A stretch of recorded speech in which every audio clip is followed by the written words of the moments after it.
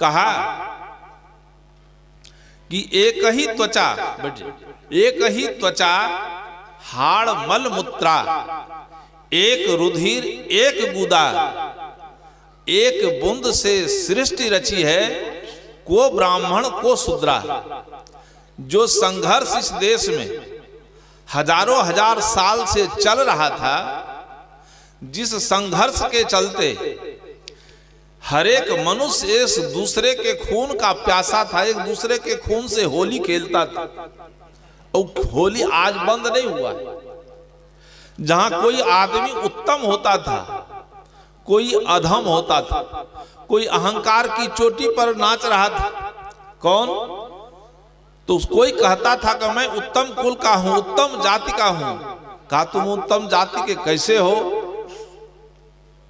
का ब्राह्मणम मुखम आसीत।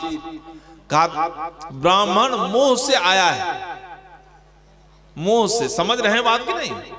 ब्राह्मण का आगमन मुंह से, क्षत्रिय का आगमन बांह से,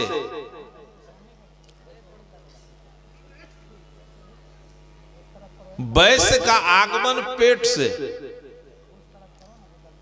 और शूद्र का आगमन पैर से। कबीर साहब ने प्रश्न किया, आज से 620 वर्ष पहले कि एक ही त्वचा, हार मल मूत्रा, एक रुधिर एक गुदा, एक बूंद से सृष्टि रची है, को ब्राह्मण को शूद्रा। जो तू ब्राह्मण ब्राह्मणी को जाया, प्रश्न, जो तू ब्राह्मण ब्राह्मणी को जाया, और द्वार होए काहे नहीं आया? यदि तुम ब्राह्मण हो और मुंह से आए हो, तो मुंह का प्रजनन द्वार कब बंद हो गया? प्रजनन द्वार कहाँ है? मनुष्य का जो जन्म होता है, उसका प्रजनन द्वार कहाँ है? चाहे ब्राह्मण हो, वैश्य हो, क्षत्रिय हो, शूद्र हो, सबका प्रजनन द्वार कहाँ है? यदि उसका आगमन मुंह से हुआ था, तो आज भी होना चाहिए। ये प्रजनन द्वार बंद कब हो गया? क्षत्रिय का आगमन बांह से हुआ, तो बांह में प्रजनन द्वार है क्या? था तो बंद कब हो गया? सबका प्रजनन द्वार कहाँ है? एक स्थान पर है।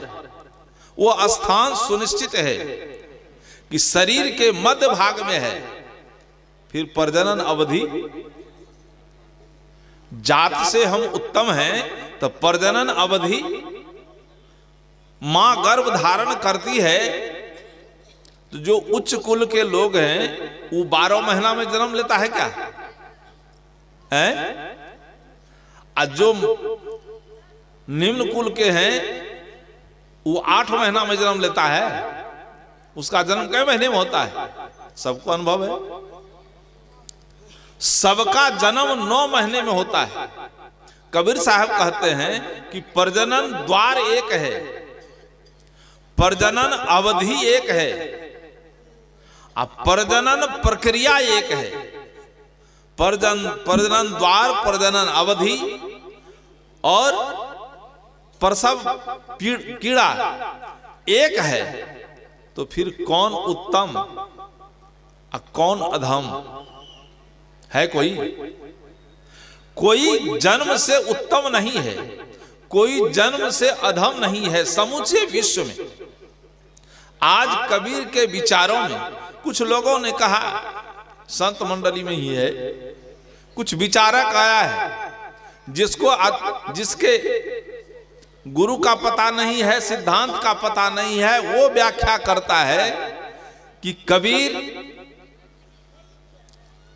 के विचार की आवश्यकता आज नहीं है। कबीर के विचारों में साम्यवाद नहीं है। कबीर के विचारों में पारिवारिक जीवन जीने की कला नहीं है। कबीर के विचारों में साम्य, कबीरपंथी के बेस में ही होगा। ऐसे व्यक्ति जो लिख लोढ़ा पढ़ पत्थर है, आज एमए पीएचडी किया है, जो कि आज से 100 साल 500 साल पहले जो बड़े बड़े साहित्यकार हुए हैं, विचारक हुए हैं, जो पढ़े लिखे लोग हैं, बुद्धिजीवी हैं, जिनका साहित्य से संबंध रहा करता है, पता होगा हजारी प्रसाद द्विवेदी। हजारी प्रसाद द्विवेदी साहित्य जगत के सिरमौर साहित्यिक हैं। और जब कबीर साहब के साहित्य को पढ़ा तो शब्द नहीं मिला कि कबीर का संबोधन हम कैसे करें।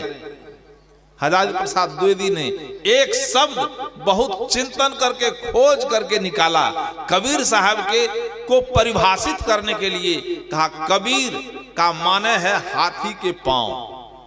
हाथी का पद चिन्ह देखेंगे, हाथी के पद चिन्ह से किसी भी चूंटी से लेकर के मनुष्य तक का पैर बाहर होगा। कहा हाथी के पांव में सबके पांव। कोई शब्द नहीं मिला तो हाथी का पद चिन्ह खोज करके लाया। तो कहा कबीर नहीं मानता है कि कबीर सब कुछ मानता, कबीर असत्य को नहीं मानता है, सत्य को कबीर स्वीकार करता है। का कारी पियरी दूबहु गाई, ताकर दूध देहु मिल गाई। काली रंग की गौ है, सफेद रंग की गौ है, लाल रंग की गौ है, सबके शरीर से दूध निकाल लीजिए, अलग अलग पात्र में रखिए, दूध का पता चलेगा। अलग अलग पात्र में रख करके तब समीक्षा कीजिए कि कौन दूध काली गाय की है और कौन दूध लाल गाय की है, पता चलेगा। क्योंकि दूध का रंग एक है,